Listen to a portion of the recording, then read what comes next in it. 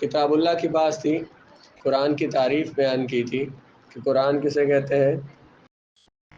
المنزل، الکتاب المنزل علی الرسول، جو رسول اللہ پر نازل ہوا، المکتوب فی المصاحف، جو صحیفوں میں لکھا ہوا ہے، درج ہے۔ اور تیسری بات کیا تھی؟ المنقول عنہ نقلا متواترا بلا شبہۃ، قرآن کی تیسری صفت یہ ہے المنقول عنہ، جو منقول ہو، رسول اللہ سے نقل ہوتا ہوا آیا ہے، نقلا متواتر، تواتر کے ساتھ بغیر شبہ کے۔ یعنی قرآن کی خصوصیت یہ ہے کہ یہ از ابتدا تا انتہا، عہد رسالت سے لے کر اب تک اور قیامت تک یہ علی سبیل تواتر کے ساتھ منتقل ہوتا چلا ہے، یعنی ہر زمانے میں اس کو کثیر لوگ، ہزاروں لوگ اس کو روایت کرتے ہیں۔ تو اس تواتر روایت کے باعث، اس کی روایت کے متواتر ہونے کی وجہ سے، اس کی ہر آیت، اس کا ہر کلمہ قطعی اور یقینی ہے۔ حدیث متواتر کے بارے میں ہم نے کیا پڑھا؟ متواتر جو ہے یہ یقین کا فائدہ دیتی ہے۔ اس تواتر کی وجہ سے اس کا ہر کلمہ قطعی، اور آج بھی دنیا اسلام میں ایک ہی قرآن کی تلاوت ہو رہی ہے، نہ کوئی آیت مختلف ہے، نہ الفاظ کی ترتیب میں کوئی فرق ہے۔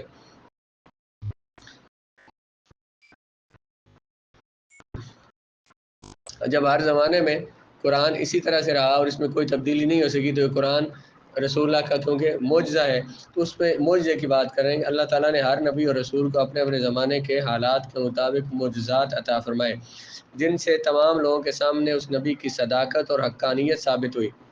جو معجزات انبیاء کو عطا کیے گئے وہ دو قسم کے، حسی معجزات اور معنوی معجزات۔ حسی جو سامنے نظر آنے والے تھے، جیسے کہ موسیٰ علیہ السلام کا عصا اژدہا میں بڑے سانپ میں بدل گیا، عیسیٰ علیہ السلام کا مادرزاد اندھوں کو بینا کر دینا، ابراہیم علیہ السلام کا نمرود کی آگ میں سلامت رہنا اور آگ کا آپ کے لیے گلزار بن جانا، یہ ظاہری معجزات ہیں، حسی نظر آنے والے معجزات ہیں۔ لیکن حسی معجزات کا دائرہ اثر فقط ان لوگوں تک محدود ہوتا ہے جنہوں نے ان کی اپنی آنکھوں سے دیکھا ہوتا ہے۔ حسی معجزات تو جس زمانے میں یہ ہوئے تھے، اس زمانے میں جن لوگوں تک دیکھا تھا انہی تک تھے۔ قرآن نے بیان کر دی ہمارا ایمان ہے، لیکن جنہوں نے دیکھا تھا تو انہی کے سامنے وہ ظاہر ہوئے۔ سارے لوگ ان کا مشاہدہ نہیں کر سکتے، مان سکتے مشاہدہ نہیں کر سکتے، وہ سنی سنائی بات پر یقین کرتے ہیں۔ یعنی ہم نے قرآن مجید سے سنا تو یقین کر لیا کہ ایسا ہوا، لیکن حقیقت میں جنہوں نے دیکھا، جو اس وقت موجود تھے، انہوں نے دیکھا اس کو۔ اس کے برعکس معنوی معجزہ ہمیشہ باقی رہنے والا ہوتا ہے، اور جب بھی ہدایت کا کوئی طالب اس سے روشنی حاصل کرنا چاہتا ہے تو اس سے روشنی حاصل کر سکتا ہے۔ جو معنوی معجزات ہوتے ہیں وہ ہمیشہ باقی رہنے والے ہوتے ہیں۔ حضور نبی کریم علیہ السلام کی نبوت زمان اور مکان کی قیدوں سے ماوراء ہے، دور ہے، یعنی کہ اس کے لیے یہ نہیں ہے کہ کوئی ایک زمانے کے لیے حضور نبی تشریف بن کے تشریف لائے، ایک جگہ کے لیے نبی بن کے تشریف لائے، بلکہ زمان اور مکان کی قید سے ماوراء ہے۔ حضور علیہ السلام تمام عالم انسانیت کے لیے تا قیامت ہادی و مرشد بن کے تشریف لائے، تمام جہانوں کے لیے اور قیامت تک کے لیے۔ اس لیے حضور علیہ السلام کو حسی معجزات کے ساتھ معنوی معجزات سے بھی مؤید کرنا عین حکمت ہے۔ جب حضور علیہ السلام تمام جہان کے لیے تشریف لائے ہیں، تو جو حضور علیہ السلام کو حسی معجزات کے ساتھ معنوی معجزات بھی دیے گئے، اس وجہ سے حسی معجزات تو صرف اسی وقت کے لیے ہوتے ہیں، جنہوں نے دیکھے تھے انہی نے دیکھے ہوتے، لیکن معنوی معجزات بھی حضور کو دیے گئے تاکہ قیامت تک آنے والی مخلوق حضور کے معجزات کا مشاہدہ کر سکے، تاکہ جہاں بھی اور جس وقت بھی کوئی حق کا متلاشی اس سے استفادہ کرنا چاہے تو استفادہ کر سکے۔ کوئی بھی کسی زمانے میں بھی اس سے فائدہ لینا چاہے تو فائدہ لے سکے۔ اور یہ معجزہ قرآن کریم کی شکل میں اپنے محبوب کو ارزانی فرمایا، عطا کیا۔ یہ جو معنوی معجزہ ہے وہ قرآن ہے جو رسول اللہ علیہ السلام کو عطا فرمایا۔ 14 صدیاں گزرنے کے بعد آج بھی دنیا کے کسی گوشے میں اگر کوئی شخص سچے دل سے قرآن کا مطالعہ کرے تو اسے اس سے وہ گوہر مقصود سے محروم نہیں ہوگا، مطلب اسے اس کا مقصد حاصل ہو جائے گا، اسے اس سے فائدہ حاصل ہوگا۔ قرآن کے معجزہ ہونے کی وجوہ، قرآن کو معجزہ کیوں کہا جاتا ہے؟ علماء کرام نے اس اعجازی پہلو پر بڑی قیمتی کتابیں تصنیف کی ہیں۔ یہاں اختصار کے ساتھ چند وجوہ اعجاز، معجزہ ہونے کی کچھ وجوہات بیان کی جاتی ہیں۔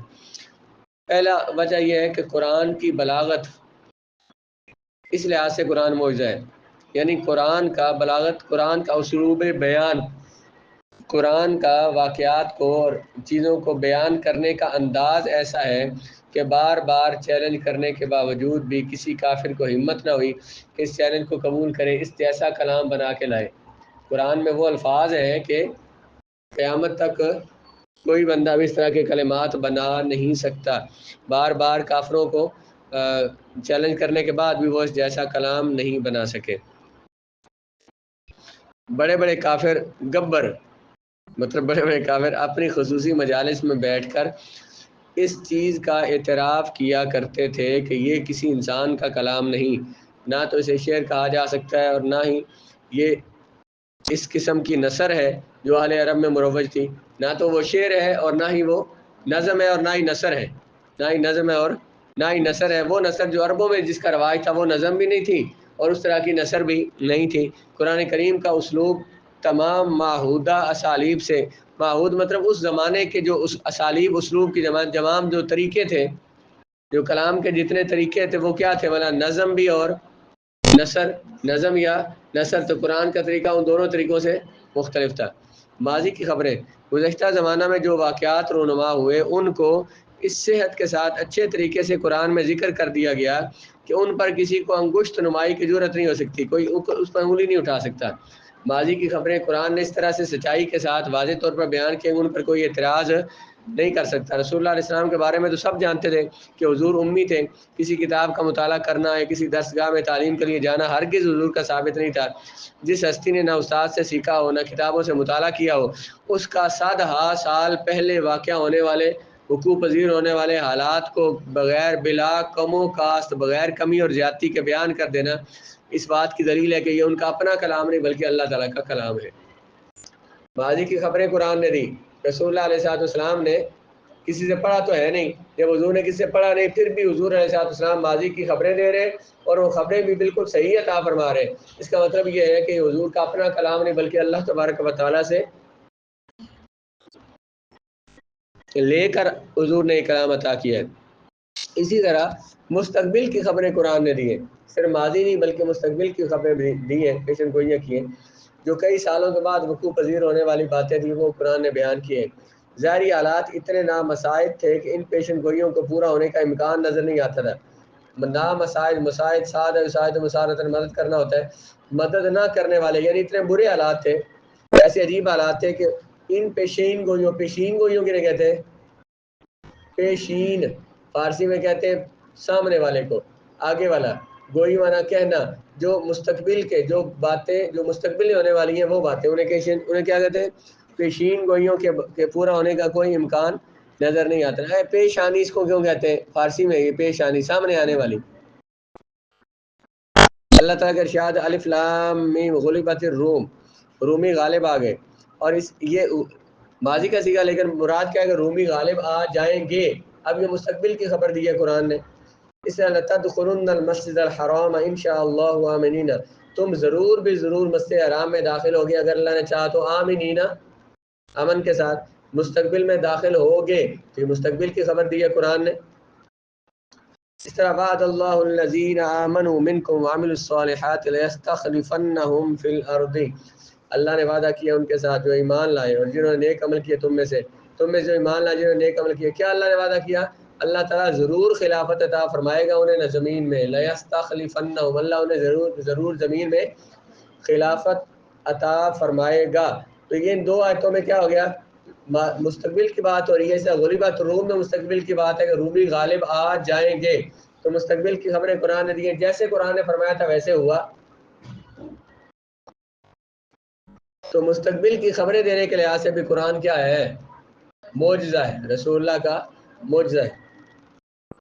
سب سے اہم وجہ اعجاز جس سے وہ لوگ بھی استفادہ کر سکتے ہیں جو عربی زبان سے ناواقف ہیں، جو لوگ عربی زبان سے ناواقف ہیں تو وہ بھی اس معجزہ ہونے کی اس وجہ کو سمجھ سکتے ہیں، اور کسی شعبہ حیات میں سرگرم عمل ہے، جو عربی زبان کو نہیں جانتے لیکن دنیا کسی شعبے میں بھی کام کرتے ہیں، تو یہ جو معجزہ ہم بیان کر رہے ہیں یہ سب کے لیے واضح ہے۔ اور وہ معجزہ قرآن کا پیش کردہ نظام شریعت، قرآن نے جو نظام دیا ہے یہ نظام ایسا ہے جو دنیا میں کسی کے پاس نہیں ہے، یہ بھی رسول اللہ کا معجزہ ہے۔ شریعت کے قوانین جو قرآن میں بیان کیے گئے ہیں اگر آپ دقت نظر گہرائی سے مطالعہ کریں تو آپ اس نتیجے پر پہنچیں گے اس سے بہتر کوئی اور نظام حیات نہیں ہے جو انسانی معاشرے کی فلاح اس کی ترقی کا ضامن ہو، یعنی ترقی دے سکے۔ جدید و قدیم جتنے بھی قوانین کے نظام ہیں، اگر ان کے ساتھ آپ قرآن کے بیان شرعی قوانین کا موازنہ کریں گے تو اس وقت آپ کو ان قوانین کی عظمت اور برتری کا اندازہ ہوگا۔ دنیا کے جتنے بھی نظام ہیں ان کو قرآن کے نظام کے ساتھ جب رکھا جائے تو قرآن کا نظام ہمیشہ ان سے بلند اور اعلیٰ ہوتا ہے۔ تو قرآن کا جو دیا ہوا نظام ہے، نظام زندگی جو قرآن نے زندگی گزارنے کا طریقہ دیا یہ سب سے بہترین نظام ہے۔